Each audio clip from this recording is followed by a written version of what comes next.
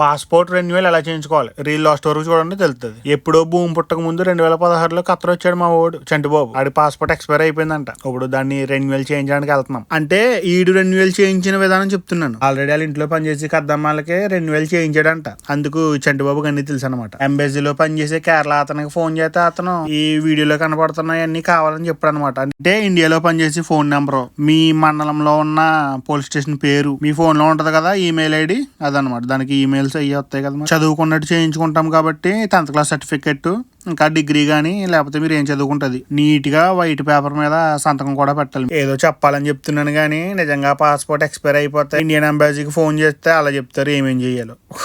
ఇదే Indian embassy. నేను ఇదే ఫస్ట్ టైం చూడడం. ఇక్కడ ఫోటో స్టూడియోలు ఉంటాయి కదా, అక్కడికి వెళ్ళి పాస్పోర్ట్ కి అప్లై చేస్తున్నాను ఇలా చెప్పారు ఇవన్నీ కావాలంటే అని చెప్తే అతను కూడా చేసి ఇచ్చేస్తాడు పీడిఎఫ్ మనకి. ఎంబసీ దగ్గరికి వచ్చిన వెంటనే ఈ గోడ మీద ఉన్న ఆ బోర్డు నుంచి షాక్ అయ్యాను. ఎంత రాయల్టీగా ఉందంటే చంటిగాని అక్కడ దింపాను. కార్లో చిప్స్ ఉన్నాయి ఊదేద్దాం.